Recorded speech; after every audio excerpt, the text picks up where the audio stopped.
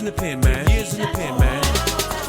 I've been arrested, protested, underestimated, estimated. Now I'm resurrected. What?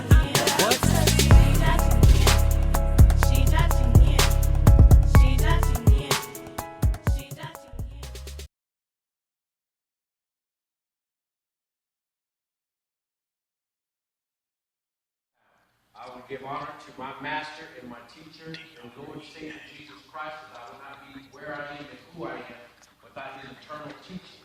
I thank my friends and my loved ones, and I call them my family, who's been come here to support me. The mother, Susan, is not here today. She wrote me consistently, especially in the first part of my time in prison.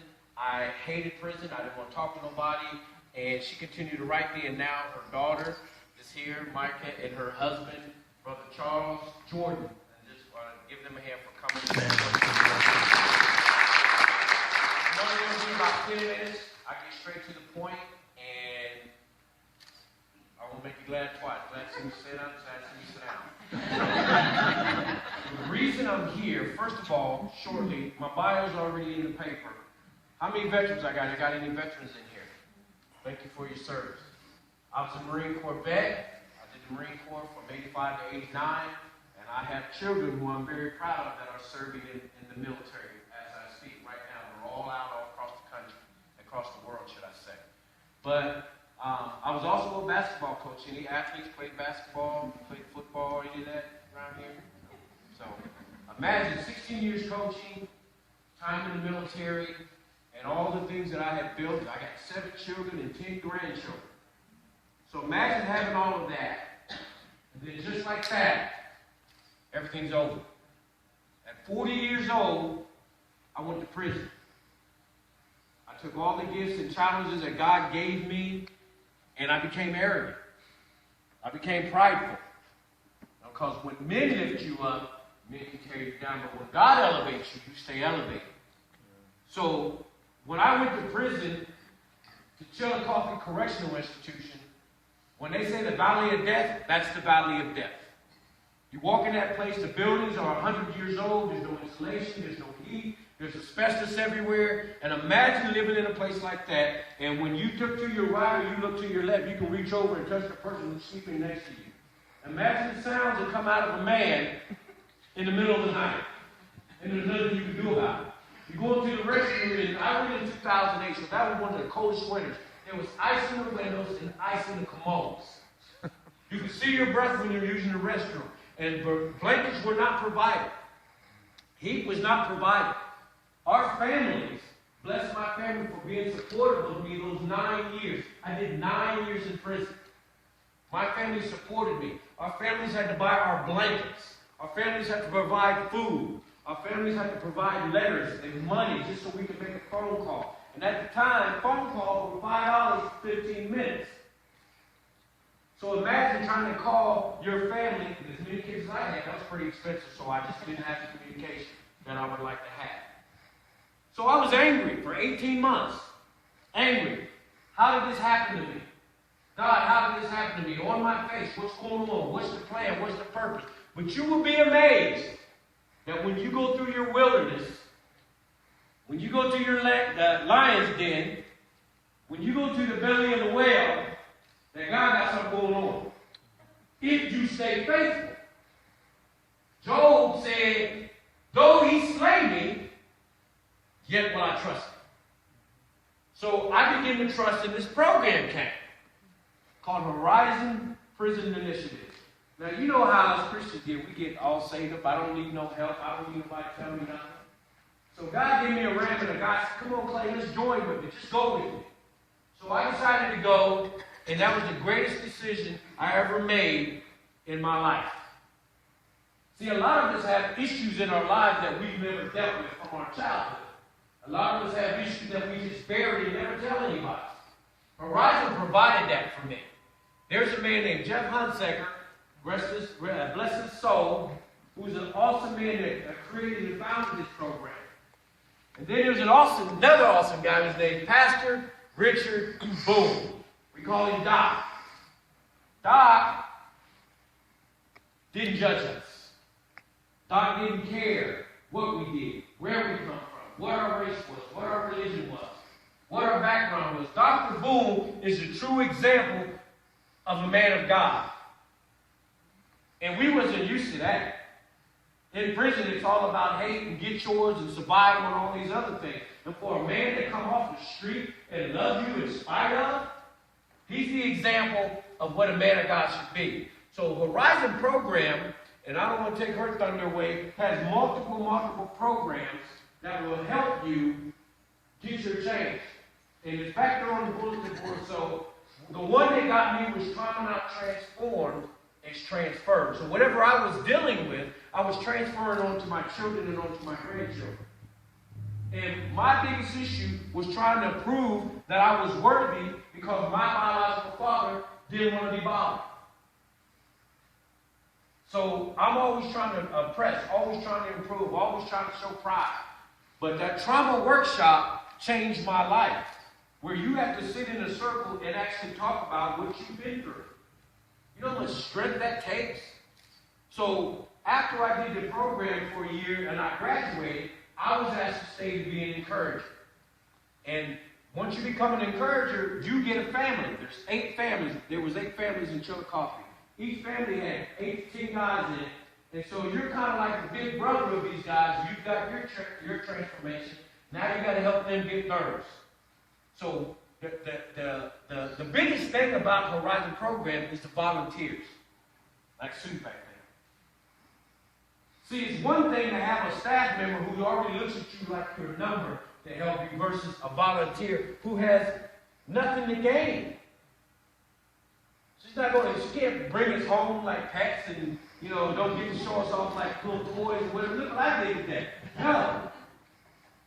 Who wants to go into a prison with a bunch of men or women who have failed in society? Who wants to go into prison and be involved with people and say, they're not worthy? God's folks do. God's people do. This program, with my experience, I had an opportunity to help and serve over 540 different men. And you'll see that 91% of the men who go through this program don't go back to prison. The purpose of this program is to transform the individual, guys that are staying to transform the prison, and guys like me who get to come back to transform the community. So I'm trying to do a little bit more above and beyond of transform the community. I'm trying to help my brothers who are still back there to get help from people like you. So I travel all over the state of Ohio, and get this, I've only been out 13 months. I've only been home 13 months, and I've had the opportunity to go to University of Dayton, Wright State, Sinclair College, multiple churches, to be able to say, we need more help because the government, ODRC, can't handle the caseload because of the mass incarceration of all these people coming home. The church has more power than you could ever imagine. And I'm going to give it to you like this. In the Bible, when a person received leprosy, how many of y'all heard about leprosy?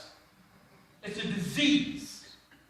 And a large percentage of the people that are in prison have a disease. They're on drugs. They're hooked. That's a disease. That's not a crime. That's a disease. So when these people get this disease of leprosy, what do? We kick them out of the city. We isolate them. We ostracize them. And you know what they call us? And I'm saying us now because I'm one of them. Convicts, felons, offenders, worthless. But guess what I call myself? I'm still a citizen. They call us restored citizens because Christ restores us. Amen. So how does this happen? When a leper is healed or clean, there was a procedure that he had to go through. This was through Moses. Jesus told the leper, he healed him. He said, go to the priest and let him proclaim you healed. Why is that? Because the priest or the church holds an authority in the community. So imagine a guy comes back from having his disease, having his number from prison, and he comes into the community. Most people are afraid of this guy or this woman. When they come to the pastor and to the parishioners, and they say, he's healed. She's healed. He's clean. When you say my brother, my sister, the community will rally around that person. And listen, that's when the real transformation takes place. To be able to come home. Imagine coming home from prison and doors get slammed in your face. Doors slammed in your face. Doors slammed in your face. I'm not hiring you. You can't come to my house. You can't come to my store. What does a person normally do when they can't do or get what they want? They go back to what they're used to doing. Hustling. You don't want them to go back and hustle. You don't want them to go back to getting high. You don't want them to go back to getting drunk. We need help and we need love and we need support. Now I know that a lot of people may not come back to Mt Sterling, but that doesn't mean that you can't make a difference. There's a lot of people, the first 72 hours is crucial. You don't have no clothes. You get $75. And if you owe any fine, they take that before you walk out the gate. What are you going to do with $75? Not much. Can't even, go get you a sandwich and get a bus ticket. Now you're in the corner of Columbus or Dayton or Cleveland somewhere, and no one's there to pick you up. No one's there to help you. You need toothbrush, toothpaste. Just think about that. Let me go to CVS. How much money I got to spend to get some toothbrush, toothpaste? And I didn't spend another 20. Where am I going to sleep? You can provide baskets of hygiene. You can provide a visit, a letter, a newsletter. This is what Mt Sterling is doing. We love you. We care about you. You may never meet that person face to face, but you can bless them. Sue goes in that prison. And that's her other family. We're humans. We're people who have made mistakes. And I'm going to close like this. Matthew 25 and 35 says, when I was thirsty, you gave me something to drink. When I was hungry, you gave me something to eat. When I was sick, you came to see about me. When I didn't have any clothes on my back, you clothed me. When I was in prison,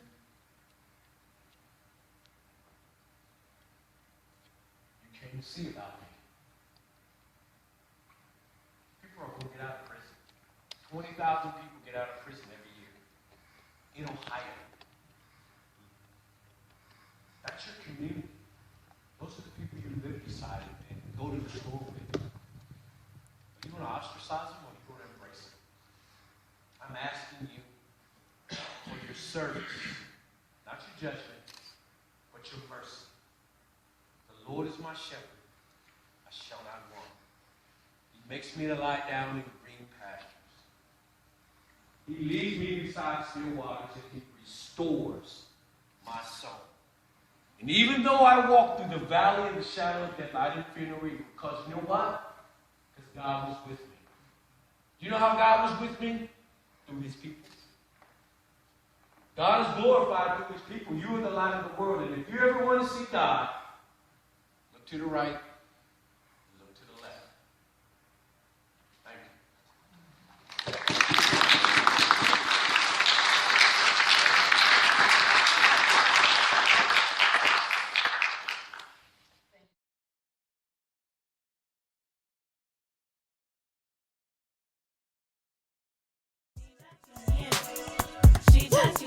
Let's go. Just being a black man. Just being a black man.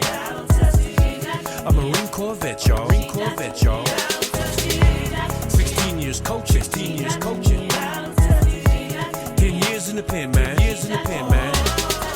I've been arrested, protested, under